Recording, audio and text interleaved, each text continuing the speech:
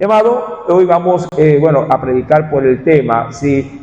Altivez, para poder dar simplemente una pequeña definición respecto de esto. Un diccionario secular lo define como el orgullo, a manera de un sinónimo, o la soberbia, la cual va acompañada de una actitud de desprecio hacia algo o hacia alguien. Queriendo ya dejar una muy pequeña frase para recordar, la altivez es despreciar a los demás. Sí, queriéndolo sintetizar todo él.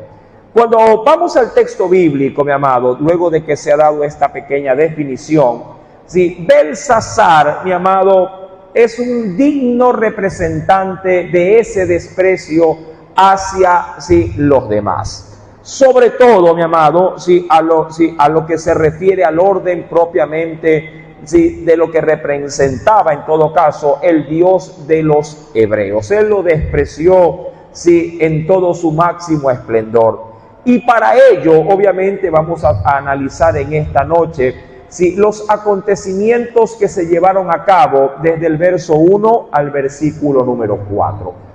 Para esto es importantísimo también dar a conocer la parte histórica. Le digo esto, mi amado, porque hasta el capítulo 4, capítulo 1 al 4 del libro de Daniel, hay un solo protagonista en el imperio de Babilonia, el cual se llama Nabucodonosor.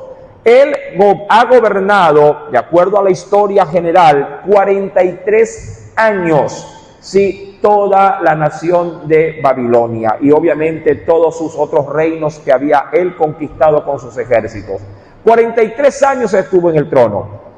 Pero cuando Nabucodonosor murió, luego cogió el trono Evil Merodach, que era su hijo.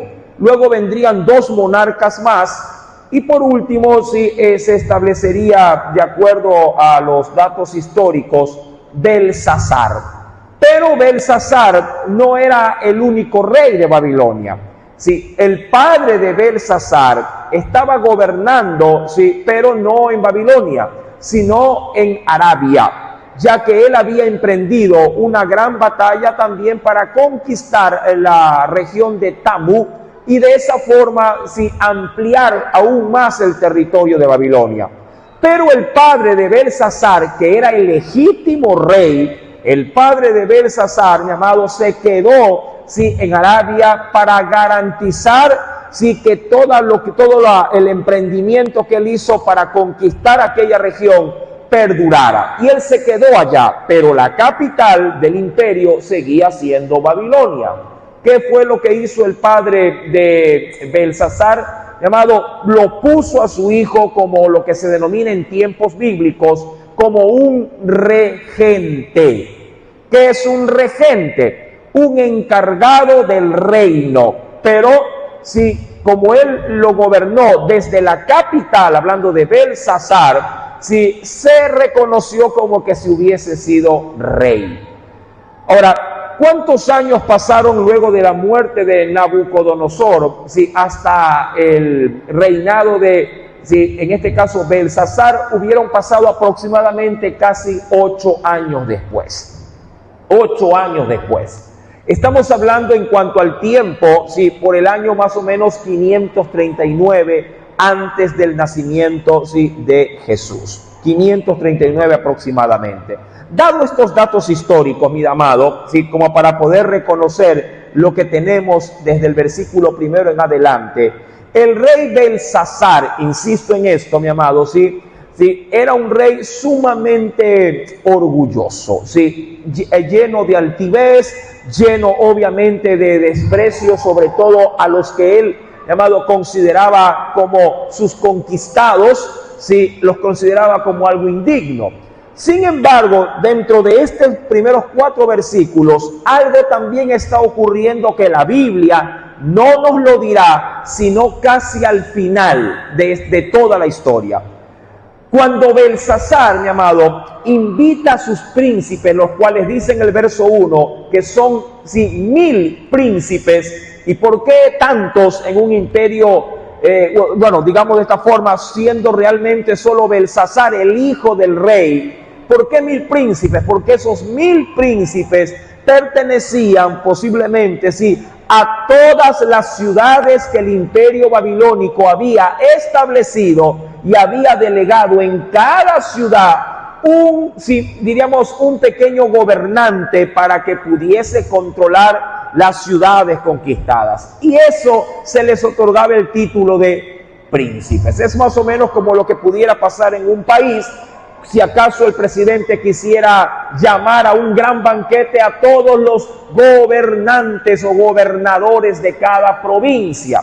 Entonces, eso es más o menos lo que representaba un principado en tiempos bíblicos. Ahora bien, un dato adicional, y esto no tiene que ver ni con reyes, ni con príncipes, ni con fechas.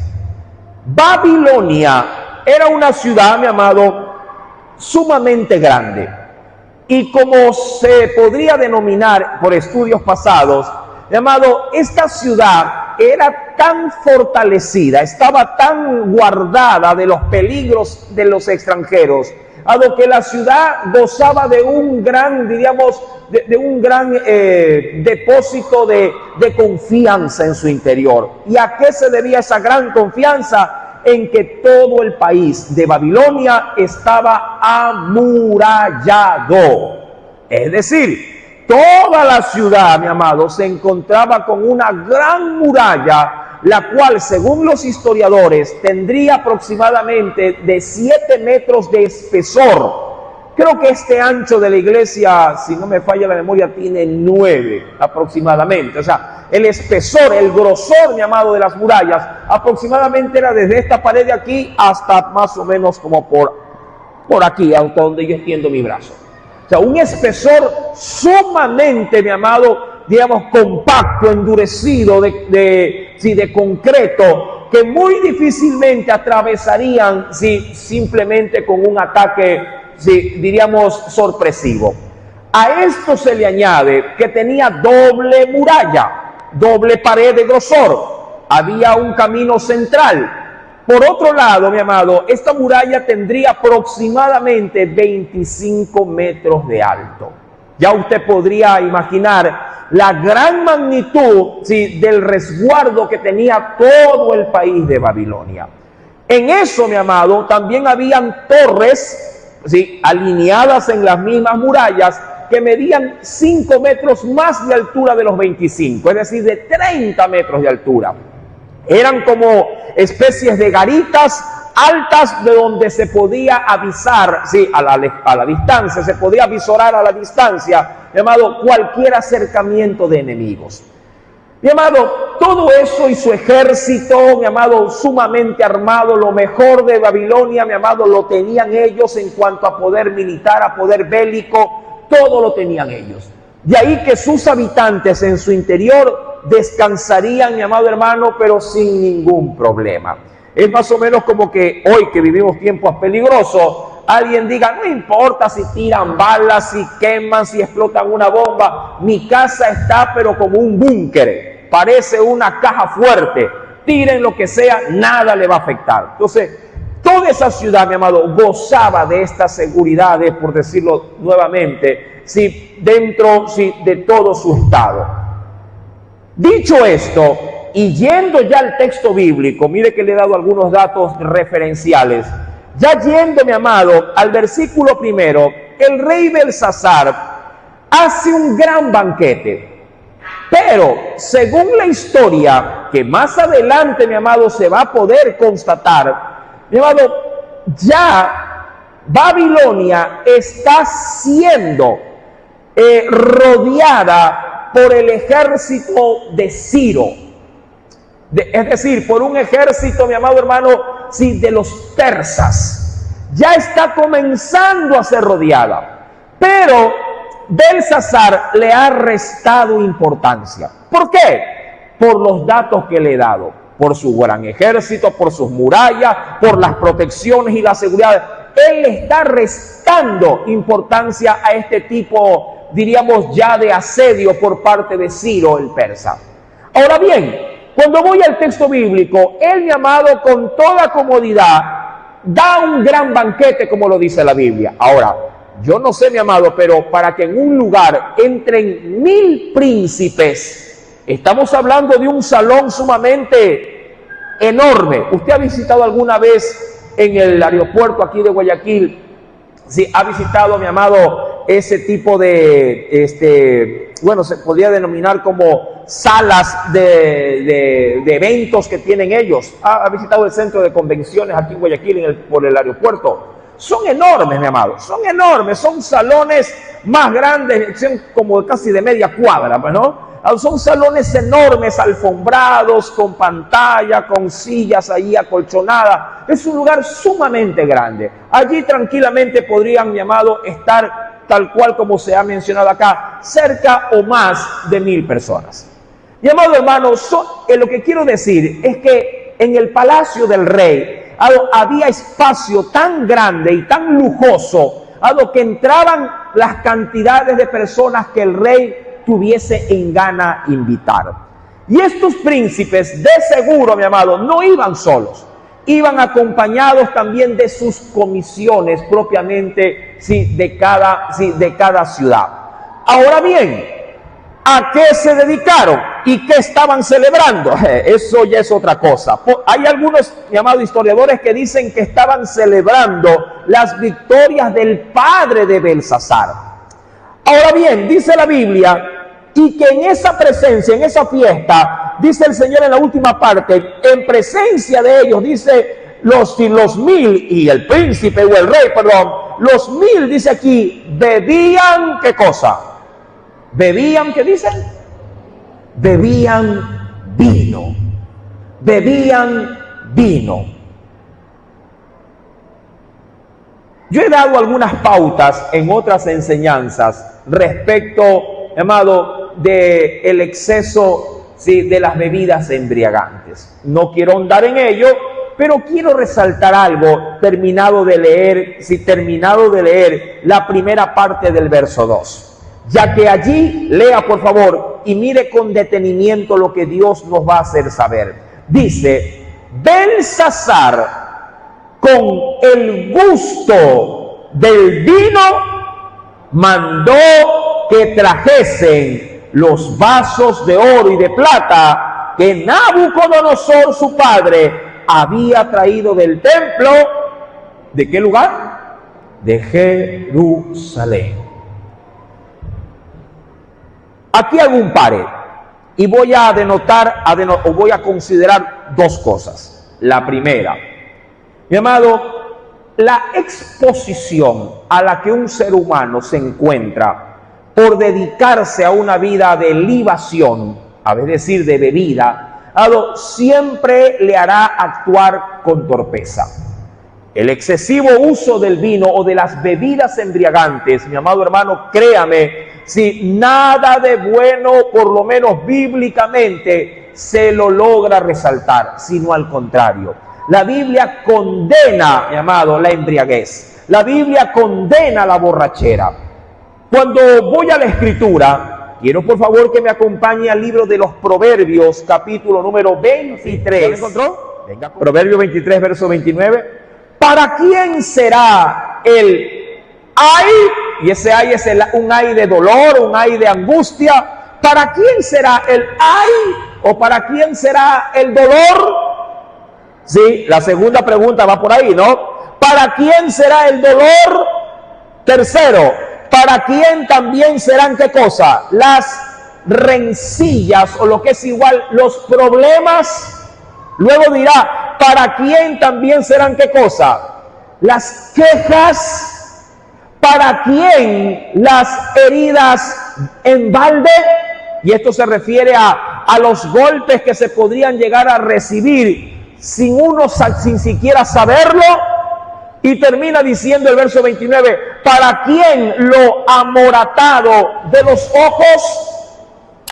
Todas estas preguntas, mi amado hermano, todas estas interrogantes, las cuales si usted las contabiliza, creo que dan, mi amado, sí, a raíz de 6 preguntas, sí, todas tienen un gran denominador común. En todas ellas usted denota, mi amado, que hay una desgracia involucrada. Una desgracia involucrada. Porque empieza diciendo, ¿para quién el hay? Porque ese hay es un hay, insisto, mi amado, de angustia. Luego dirá, ¿para quién el hay? El dolor, las rencillas, las quejas, las heridas y lo amoratado de los ojos. Todo tiene que ver con desgracia. ¿Sí? ¿Y por qué lo menciona de esa forma tan específica, así, de desgracia? Porque todo el versículo 29, amado, va amarrado con el verso 30, el cual hace saber como respuesta quienes se exponen a esta desgracia, y lo dirá, para los que se detienen mucho. Verso 30, ¿en qué? En la bebida, o en el vino en este caso. ¿Para quiénes? Para los que se han dedicado ¿a qué? Llamado a entregarse al placer del vino, o en este caso viendo el efecto final de la borrachera.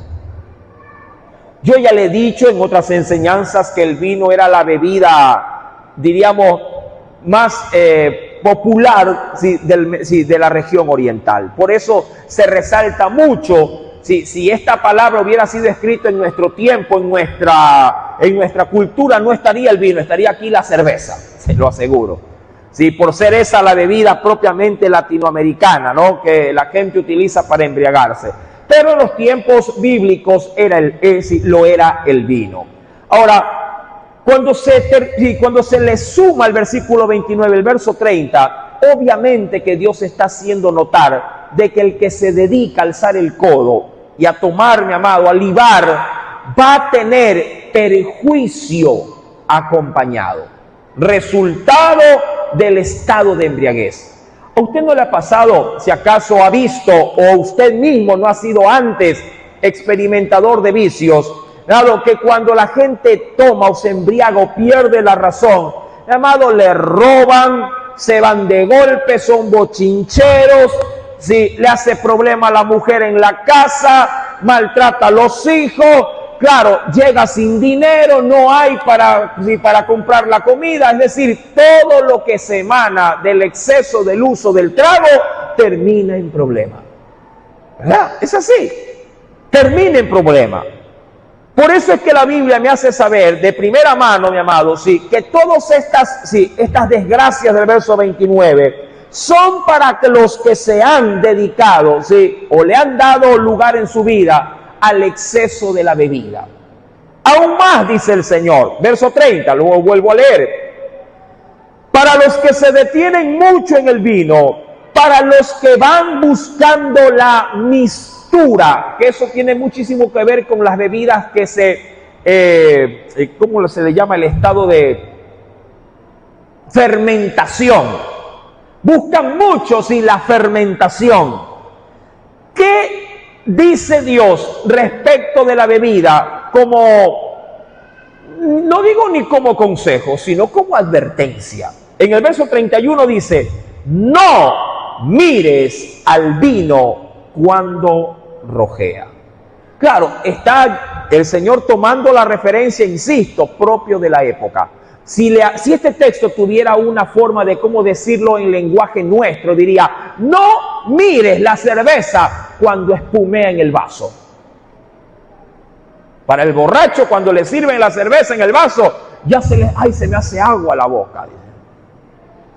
Lo mismo le pasan a los muchachos, pero no con la cerveza, sino con la cola. ¿Verdad? Cuando está efervesciente, dice, uy, qué rico ese vaso de cola, está bien heladito. Así mismo, mi amado, sí, lo aprecia alguien que está dado a la bebida del alcohol.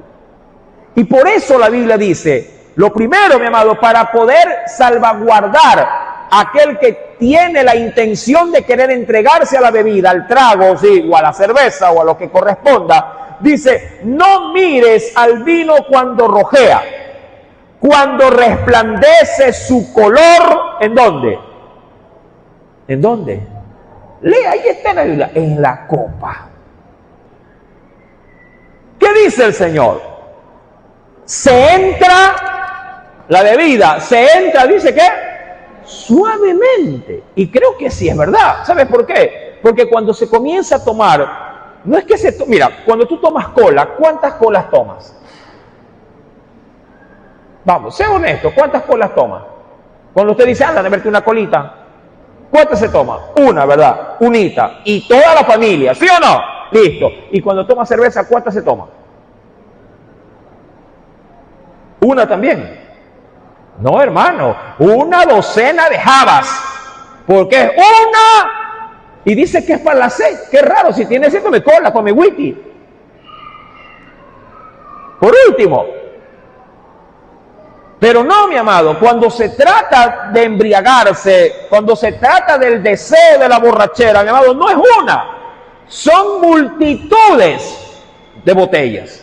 Por eso el Señor nos dice que esto cuando se ingresa, entra, dice la Biblia, y entra suavemente, es decir, entra con facilidad.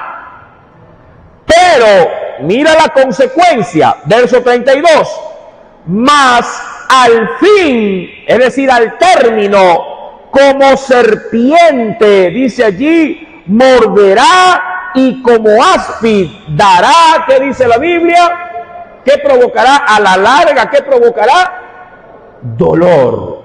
Ahora, qué curioso, mi amado, cómo el Señor hace referencia en todo caso, de la forma y la manera, en que el trago, por decirlo así, perjudica a la vida del hombre. Pero vivimos en una sociedad tendida o inclinada al consumo de bebidas alcohólicas. Ahora, teniendo esto presente, mi amado, teniendo esto presente, cuando vuelvo al capítulo número 5, bien lo dirá pues el Espíritu Santo en su palabra. ¿Qué nos dice el Señor? Dice el Espíritu de Dios, versículo número 2, que Belsasar, con el gusto del vino, es decir, que una vez que se puso alegre por tanto vino, comete para mí, un sacrilegio, una agresión grave.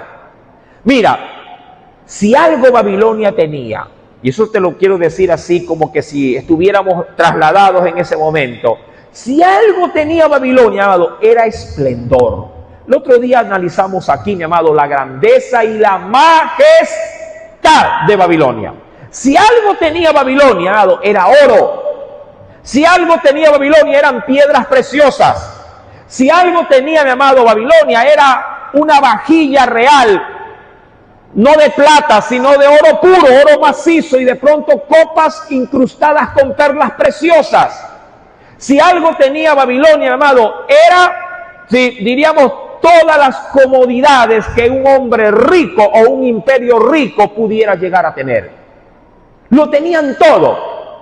Sin embargo, teniendo, mi amado, lo mejor de lo mejor, cuando se embriagan, Belsasar torpemente, llevado, mi amado, por una vanagloria, por una altivez de corazón, ¿en qué cabeza se le ocurre mandar a ver los utensilios o la vajilla que antes se utilizaba en el uso sacerdotal en el templo de Jerusalén? Claro, todos los utensilios del templo no estaban en Jerusalén, estaban en las bodegas de oro que tenía el imperio de Babilonia. Estaban bien resguardados. Pero este hombre, mi amado, que había conquistado otros reinos, que había conquistado otros imperios y que también había de pronto saqueado vasos sagrados, vasos de oro o de cualquier otro tipo de metal precioso, se le mete en el corazón, mi amado, hacer traer los vasos del templo que estaban al servicio de Dios. Se le metió y dijo, esos quiero. Como el borracho que de pronto caprichoso, belicoso, porque hay borrachos que son belicosos, en ese momento de la borrachera quieren hacer grandezas o quieren hacer torpezas. Yo me recuerdo, mi papá tenía un amigo que, bueno, ellos cuando se reunían a reunión familiar, la familia en ese entonces nadie conocía del Señor, y mi papá siempre invitaba a unos amigos del trabajo, eran dos y eran hermanos. Uno de ellos, llamado, era, ¿cómo le digo? Cuando tomaba, mi amado, se hacía, y disculpen la expresión, se hacía como una bestia. Lo que usted denomina un mal borracho. Y yo siempre decía, yo era un muchacho todavía, siempre decía, bueno, ya tendría unos 15, 16 años. Yo siempre decía, pero ¿por qué lo invitan? Si ya saben cómo es. Y la razón, mi amado, de que siempre lo invitaban es que cuando estaba bueno y sano, el hombre era un pan de dulce.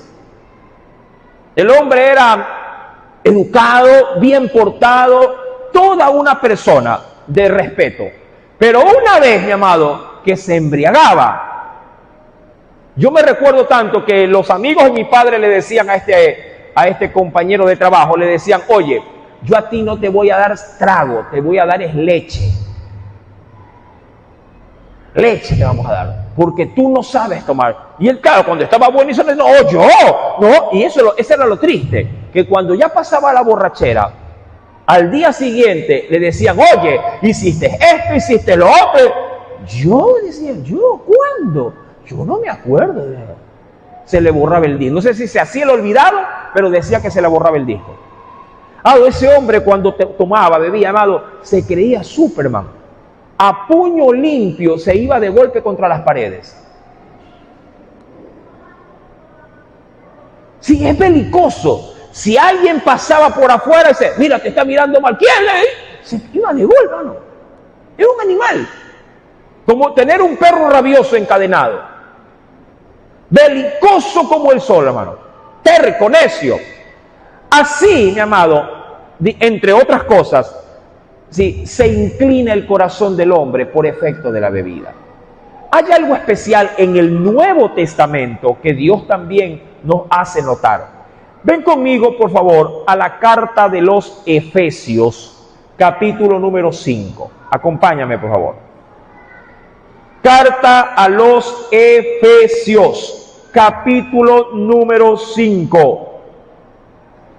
¿Lo tiene, mi querido? Efesios 5, verso número 17 al verso número 18. Mira lo que nos dice el Señor. ¿Ya lo encontró? Dice el Espíritu Santo, por tanto, no seáis insensatos, sino, como nos quiere el Señor, entendidos de cuál sea la voluntad del Señor. Y seguidamente nos dice, no, y el no es no es tal vez, no, dice, no os embriaguéis con vino, en lo cual, dice la Biblia, ¿qué cosa hay o qué cosa se puede llegar a dar, mi amado? ¿Qué dice el Señor? En lo cual hay disolución. Y antes de seguir leyendo, apunte, por favor, ¿qué es, mi amado, la disolución? Bueno, diríamos de esta forma, disolución es el resultado, ojo, es el resultado, ¿sí?, de mezclar y dividir al mismo tiempo las cosas. Mire que le doy un concepto algo distinto, algo diferente, para poderlo explicar de manera técnica. Sí, es el resultado, sí, de mezclar y al mismo tiempo, mi amado, de separar las cosas. Por ejemplo, mira, una sustancia puede ser disuelta con otra. Ejemplo, cuando usted tiene goma o cemento de contacto, usted sí, ¿verdad? Cuando se pone algo duro, ¿sí?, ¿usted qué le echa para poderlo ablandar? ¿Qué le echa? Diluyente. Y usted lo remueve y lo remueve y lo remueve, ¿sí o no? Lo remueve y lo remueve y lo remueve hasta que, ¿verdad?, el diluyente queda, así, ya diríamos así, queda, en cuanto a su sustancia, diríamos, queda blanda y puede ser usado. Pero una vez que usted lo guarda, lo tapa y lo deja, los elementos se vuelven ¿a qué cosa? A separar. ¿sí? Usted trata de mezclarlo y lo hace y lo logra, pero luego se separa. A eso se le llama disolución. Que usted puede mezclarse con algo y aparentemente, ojo, como lo hace el diluyente, aparentemente sirve. ¿Para qué? En este sentido del ejemplo, para usarlo para pegar algo. Y funciona porque pega y pega bien. Pero luego de que lo deja usar, se da cuenta de que está separado, así como cuando usted tira agua con aceite. Podrían mezclarse, pero no se mezclan a la larga. A la larga se van a separar. Y eso es lo que provoca, mi amado, el vino, o en este caso las bebidas embriagantes. Tú ingieres, se mezcla en tu ser y parece que te está haciendo bien. Mi amado, yo siempre he dicho esto en otras predicaciones. Si el pecado causara malestar, nadie pecara. ¿Verdad? Si el pecado causare dolor, nadie pecara. Si el pecado causara, mi amado hermano, angustia, sufrimiento, nadie pecara. El problema del pecado, es que a la carne le gusta, da placer, cualquier tipo de pecado, da placer. El pecado te hace sentir bien, pero claro, en el momento tú no ves eso, pero después la secuela del pecado pasa su factura, porque la Biblia dice que la paga del pecado es la muerte. Dedícate a la bebida y mañana más, tú vienes, estás contento con tus amigos, jugando, tomando, listo, llegas a casa, puede ser que no haya mucho problema, pero un día, mi querido hermano, si de pronto tu familia, tu esposa te abandona, porque se cansó de tanta borrachera, de tanta también falta de dinero y de tanto maltrato. Es decir, tu hogar, por medio de ti, ingresa el vicio, se mezcla, pero a la larga esa mezcla, ¿qué produce? ¿Qué produce? Separación. Por eso la Biblia dice, verso 18, no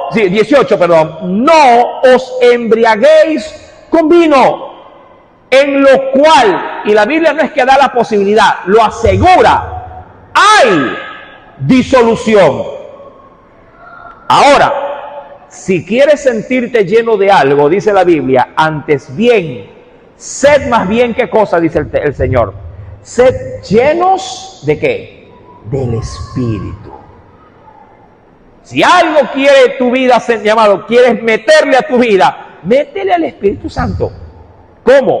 Llamado, orando. ¿Cómo? Llenándote de esta palabra. ¿Cómo? Sirviendo al Señor que tanto te guarda y te cuida.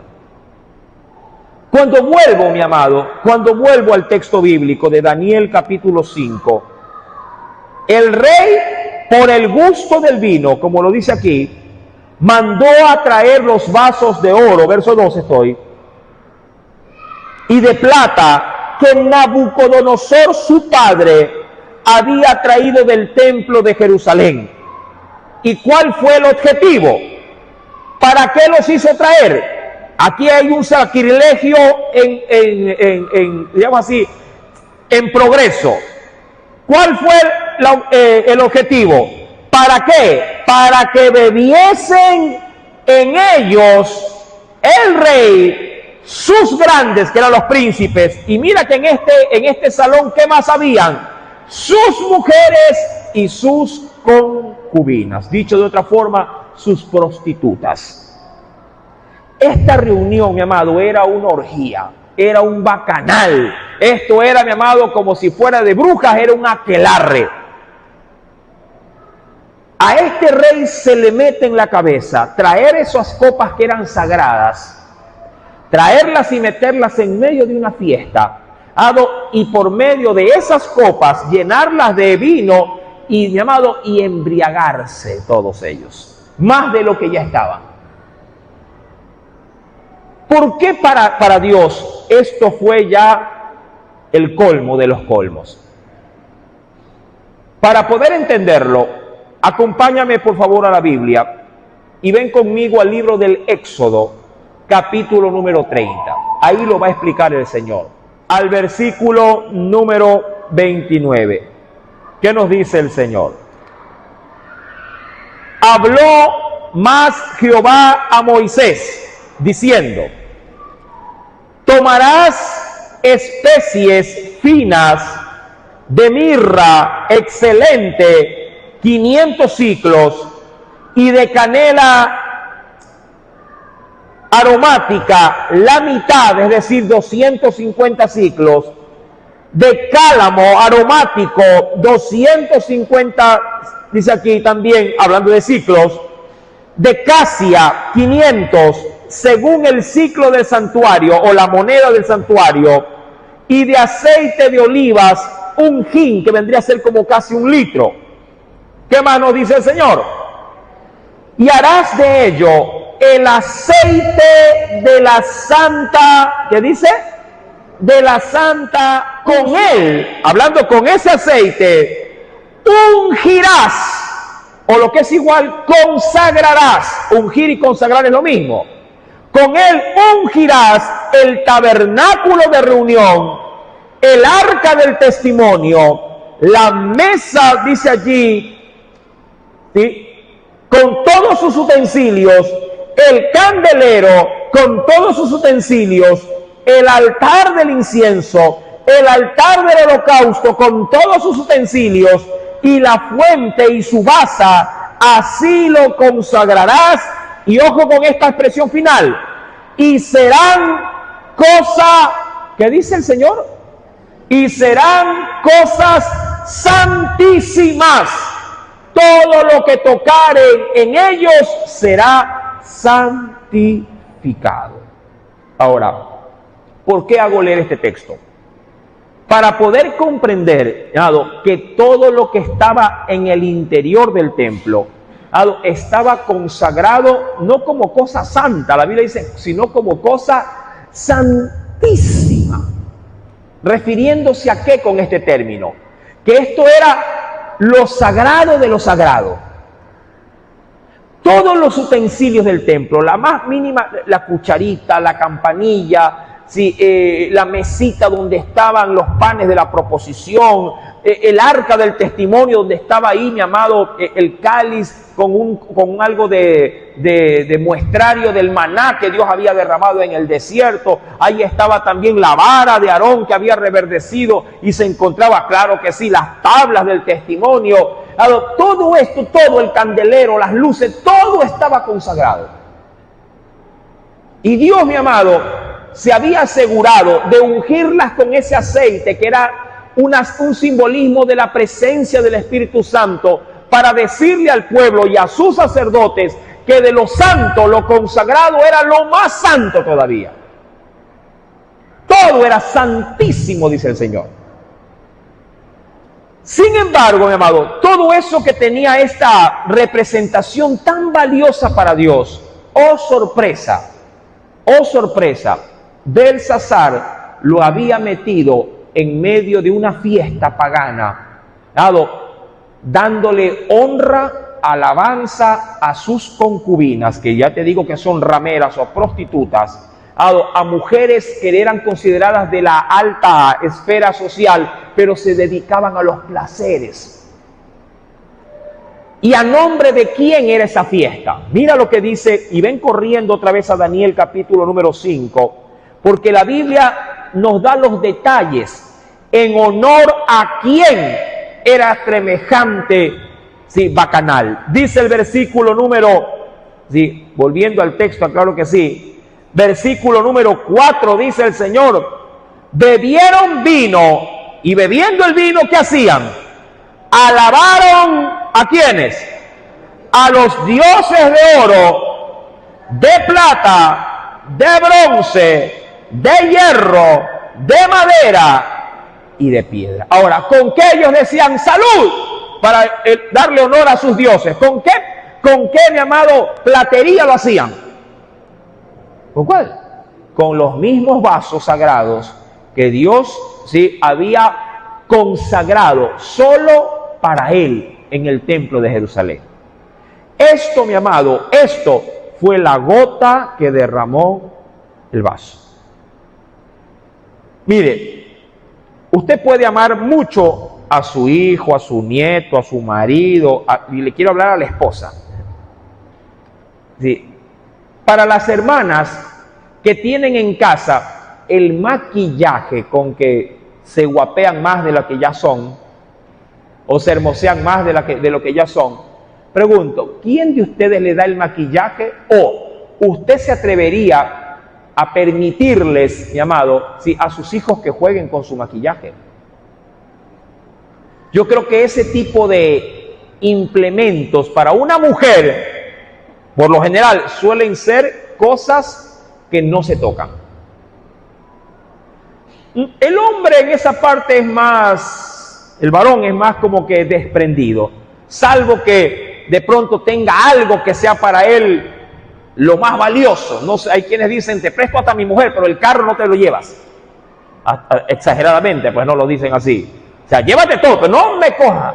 Un joven podría decir lo mismo, pero de un celular. Métete con todo, pero no con mi celular. ¿Qué es lo que quiero decir? El hombre, pone su énfasis de interés en lo que él desea concebir como sagrado. Mira que hay muchos hijos que dicen, no, métete con quien sea, pero con mi madre, a mi madre, yo hasta muero por ella. ¿Verdad que así la gente defiende el lazo o el vínculo de una madre?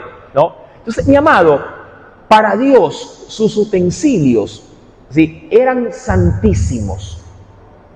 Y oh sorpresa, en la borrachera de un, ¿cómo te digo?, de un hombre sin sensatez, sin cordura, de un momento a otro, y teniendo, porque el rey tenía cosas más preciosas, por decirlo de alguna forma, que los que había en el templo. Amado, ahora este atrevido mandó a ver todo y era una tremenda borrachera con todos los implementos del templo. Imagínate, mi amado, que tú vengas de la casa, del trabajo a tu casa, y tu hijo haya sacado tu televisor, se me ocurre, del dormitorio y lo tenga en media calle viendo el partido de Barcelona, sí, con todos sus amigotes y tomando cerveza. ¿Qué dirías tú? ¿Te sentarías ahí con ellos también? Lo primero que dije, ¿quién te dijo a ti que agarres mi televisor? Una tranquiza que le meterías, ¿verdad? Y a palo botarías a toda esa gente. Mi amado, es para que poder entender, ¿sí?, el corazón de Dios. Dios, mi amado, había salido de sus casillas. Ya que la misma palabra, y aquí avanzamos al verso 5, dice, en aquella misma hora. ¿Qué ocurrió, mi amado? ¿Qué ocurrió? ¿Puede leerlo, por favor? ¿Podría leerlo? ¿Qué dice el texto? Léalo, por favor. Aparecieron, dice ella. ¿Qué cosa aparecieron, hermano? ¿Qué aparecieron? Parecieron, dice allí, los dedos de una mano de hombre que escribía delante del candelero sobre lo encalado de la pared del palacio real, y el rey veía la mano que escribía. Verso 6, me adelanto un poquito más. Entonces el rey palideció y sus pensamientos lo turbaron y se debilitaron sus lomos y sus rodillas daban la una con la otra, como que se había visto al diablo. Y la borrachera que se estaba pegando se le fue. Claro, hermano, se le fue. Hermano, hay algo que nosotros debemos de sacar en limpio antes de cerrar la enseñanza, porque hasta el verso 6 llegaremos. ¿Qué tiene que ver todo esto conmigo? Aquí, hoy, en este tiempo. ¿Qué tiene que ver todo esto conmigo? Si solamente me quedo en la historia bíblica, esto es una historia del pasado. y no tendría mayor efecto para mí. Simplemente sería algo que le ocurrió a alguien, sí, cientos o miles de años atrás. Pero ¿qué tiene que ver esta historia conmigo? Mi amado, para esto yo necesito que usted me acompañe a la Biblia. Quisiera, por favor, que venga conmigo, sí, primeramente a ver lo que Dios piensa de ti y de mí. Y eso se encuentra en la primera carta de Tesalonicenses, capítulo 2, verso 20. Ven conmigo, por favor. Primera de Tesalonicenses, capítulo número 2. Mira, esto lo escribe Pablo, obviamente, pero esta es la óptica de Dios. Porque recuerda que toda la Escritura es inspirada por Dios. Dios, mi amado, de nosotros, de usted y de mí, dice: vosotros sois nuestra gloria y gozo. Para los padres que tienen buenos hijos, por decirlo, y creo que todos son buenos hijos, ¿verdad? Sí, ¿no? Todos son estudiosos, todos son respetuosos, todos obedecen a la primera vez que los mandan, sin decirle nada, tienden la cama, lavan su ropa, ayudan a la mamá, ayudan, ¿verdad? Todos, ¿no? Perfecto, qué bueno, les felicito. ¿Qué diría un padre de ese hijo? ¿Qué diría una madre de esa hija? ¿Qué diría? Cuando viene una visita o cuando él va a un lado, diría: mi hijo me hace sentir orgulloso u orgullosa. Diría: no, este muchacho me ha salido bueno. Pero cuando uno tiene algo que es opuesto, ¿qué dice? Hermano, es la oveja negra de la familia, ¿verdad? Cuando alguien tiene a alguien opuesto. Dios, mi amado, Dios dice de nosotros: vosotros sois nuestra gloria. Es decir, lo más grande, algo en que se pueda llegar a sentir orgulloso. Y a su vez, somos también, mi amado, para Dios, producto, o deberíamos de ser, producto de gran gozo. Es decir, que en vez de sacarle al Padre, a nuestro Padre Celestial, una lágrima, mejor le sacamos ¿qué cosa? ¿A cuántos sus hijos los han hecho llorar? Hablándole a los padres. ¿Qué madre ha llorado hasta de coraje, de rabia? Ay, hermano, es que no me entiende. Y con lágrimas es que le hablo y no, hasta palo le mete y no me entiende. ¿Verdad? Para Dios deberíamos de ser dos cosas: motivo de orgullo y motivo de gozo o alegría. Dos cosas. Para Dios, usted y yo, mi amado, deberíamos de ser motivos de orgullo y de alegría. ¿Por qué? ¿Qué tiene que ver esto con lo que estamos tratando? Yo le he dicho que todo lo que Dios, mi amado, usaba en el templo estaba consagrado para Él. Y el mundo, por decirlo así, el rey y su fiesta pagana, todo eso que para Dios era valioso, lo contaminó con la bebida para sus dioses, para sus mujeres. Y Dios dijo: no aguanto más, y le cayó juicio al rey y a todo el imperio de Babilonia. Mi amado, la Biblia dice en la carta del apóstol Pedro, capítulo 2, que así como somos, ya leído en Tesalonicenses, o deberíamos de ser motivos de orgullo, motivos de alegría, en la primera carta del apóstol Pedro, capítulo 2, mi amado, verso número 9, así como Dios tenía sus utensilios como algo santísimo, tú y yo, en primera de Pedro 2, verso 9, el Señor dice: vosotros sois linaje escogido. Sois, dice la Biblia, real sacerdocio. Sois también nación santa. ¿Qué más? Pueblo adquirido por Dios para anunciar las virtudes de aquel que os llamó de las tinieblas a la luz admirable. De todo ese texto me quedo con todo lo que Dios piensa, llamado de mí, que soy o que debería de ser. Y la lista empieza: tú y yo, para Dios, somos un linaje escogido. ¿Qué es eso? ¿Qué es un linaje escogido? Es un pueblo que Dios ha seleccionado. Es más o menos como cuando alguien va a un colegio, se me ocurre que vaya a una directiva del CNESI, ¿no? Y vaya con una lista y diga: fulano, venga conmigo. Sutano, pase adelante. Mengano, venga, y así, por cada aula. Pero va escogiendo. Y la gente que sale, ¿pero para qué? ¿Y para qué me van a votar? Dice: ¿y por qué? Usted es el mejor de entre sus hijos, de entre los alumnos, perdón, es mejor. Venga, usted va a representar al país en una competencia internacional de conocimiento. ¿Ah? ¡Qué orgullo! ¿Sí o no? ¡Qué orgullo! Mamá, me escogieron, tu mamá brinca de una pata. Mi amado hermano, pero no te alegres mucho. Dios, ¿cómo nos escogió? No escogió al más guapo, al más bueno, no. La elección que Dios hizo con nosotros fue a la inversa. Dijo: Paul, presente, venga para acá. Y dije: qué chévere, me escogieron.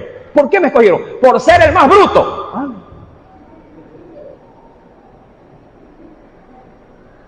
No me voy a meter con familia ajena. Gabriel, venga para acá. Me escogieron. ¿Y por qué me escogió? Por ser el más feo. Ay. Y así toda mi familia. Porque la Biblia dice que cuando Dios escogió lo más vil y lo más menospreciado. Pero para Dios, que escogió lo peor, lo escogió, mi amado, para hacerlo parte de su pueblo.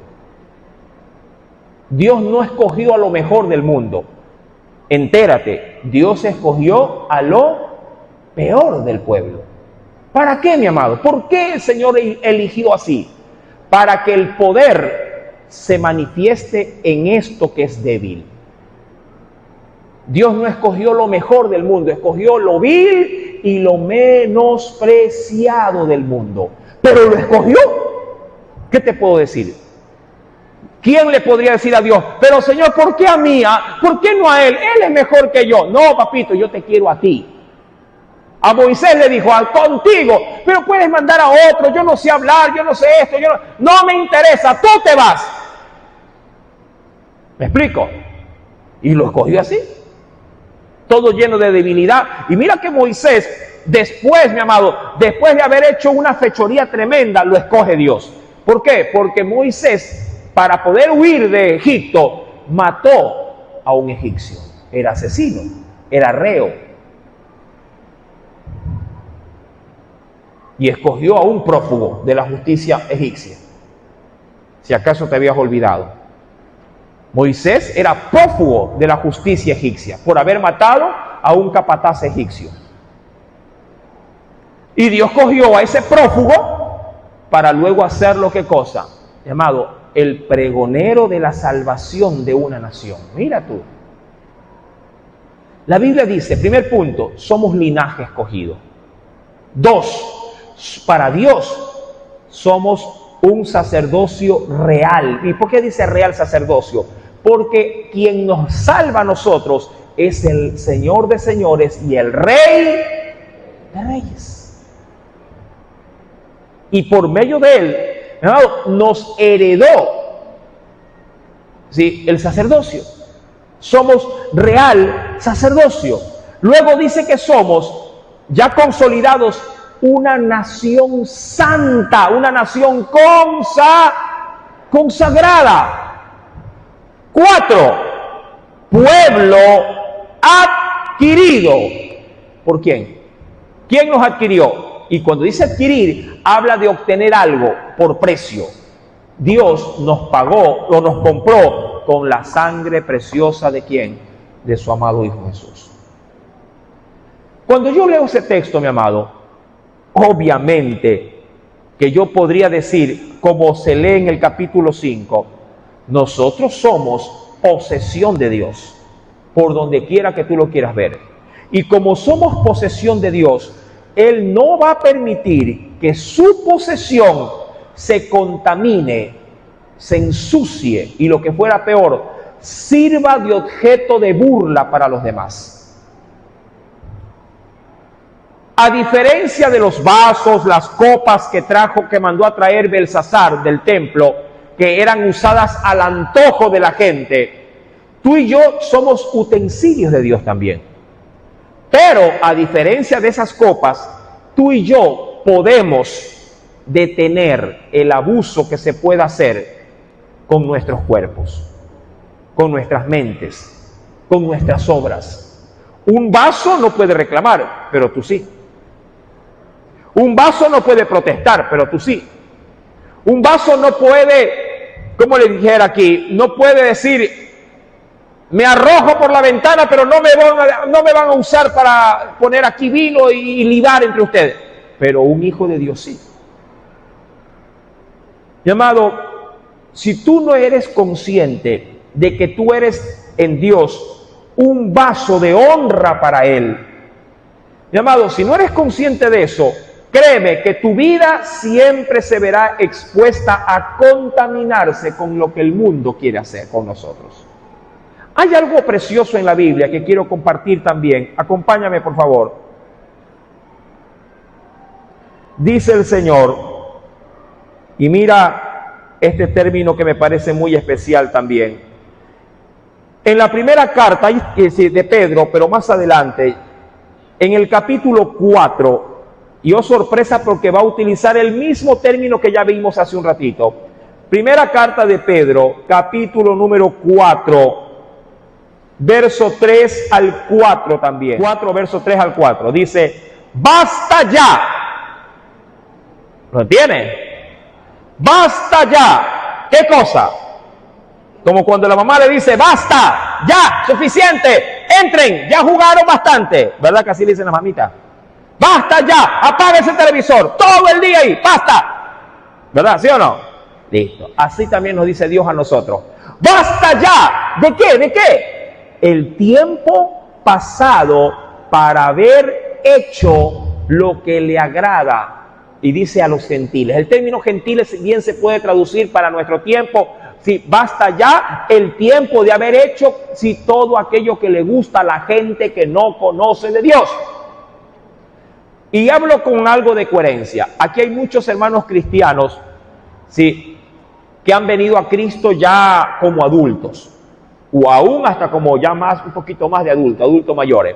Sí, y creo que en la mayoría de los adultos mayores que estamos aquí, nosotros ya hemos experimentado allá afuera bebida, fumadera, adulterio, mentiras, lo que se practica afuera, ¿verdad? ¿Qué dice Dios? De todo eso, basta ya. Que un cristiano ahora, sabiendo, mi amado, que como se leía en el texto anterior, que soy real sacerdocio, que soy nación santa, que soy pueblo adquirido por Dios. O sea, ¿qué Dios me dice? Tú eres santo. Tú eres santo. Basta ya de hacer lo que antes habías hecho. Si ya lo hiciste, ya. Pero basta ya. No más. Basta ya el tiempo pasado para haber hecho lo que agradaban a los gentiles. ¿Por qué? Porque antes te golpeaban la puerta. Oh, padre, sí sale, ¿verdad? Sí, ya voy hoy. Que se duerma y salgo. ¿Verdad? Y salía. O la comadre visitando a la otra comadre. Comadre, y así nos pegamos uno. Ya, comadre, tranquila, que ya tengo, los cangrejos están listos y la cerveza está ahí heladita. ¿Verdad? Entonces, basta ya, dice el Señor, basta ya. ¿Qué más nos dice?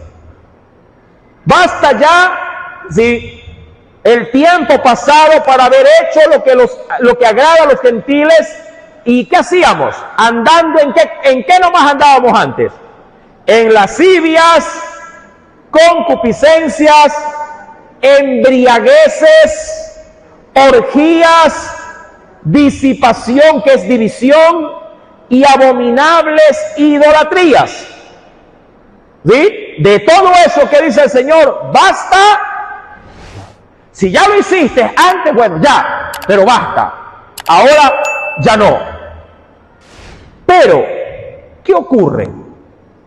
allá afuera la gente que igual te sigue conociendo, tu misma familia que igual te sigue conociendo, porque no me vas a dejar mentir.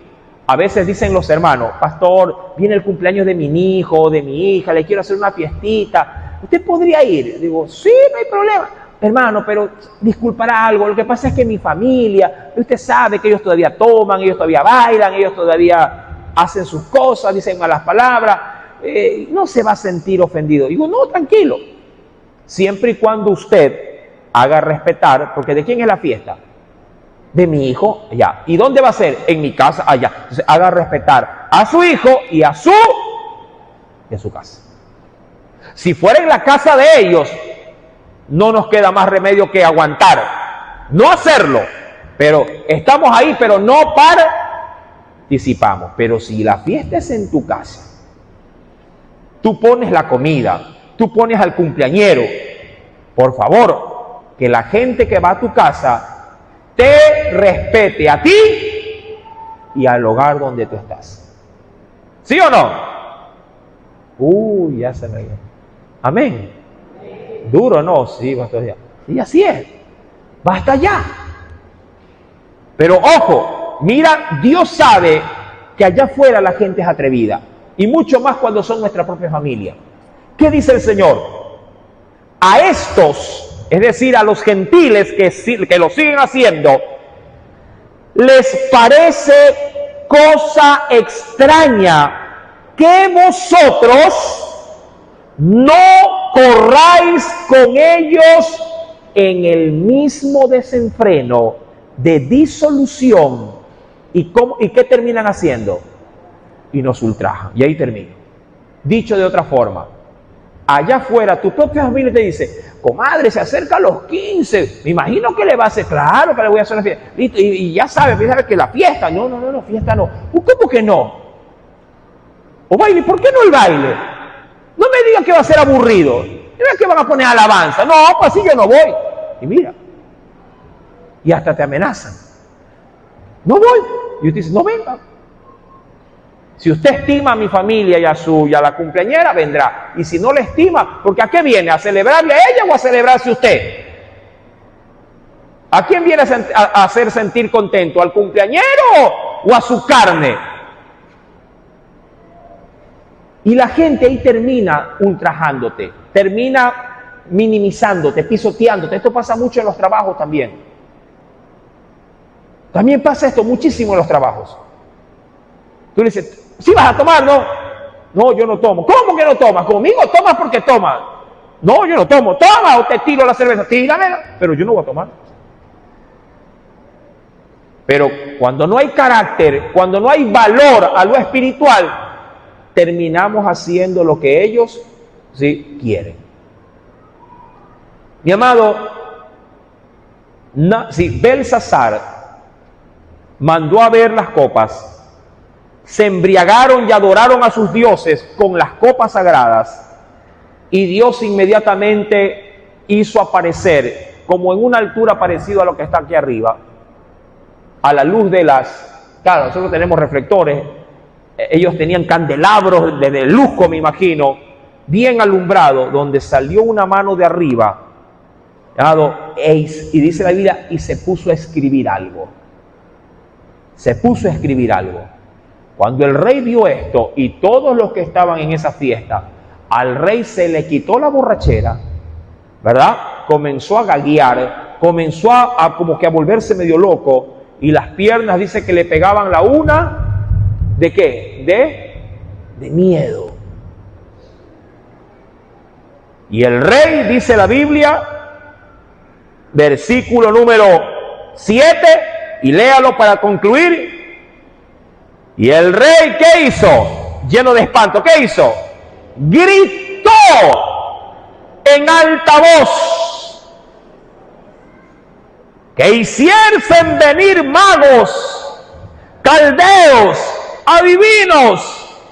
Y dijo el rey a los sabios de Babilonia, cualquiera que lea la escritura y me muestre su interpretación, será vestido de púrpura y tendrá un collar de oro, llevará en su cuello y será el tercer señor en el reino. ¿Por qué el tercero? Porque el primero era su padre. ¿En dónde? En Arabia.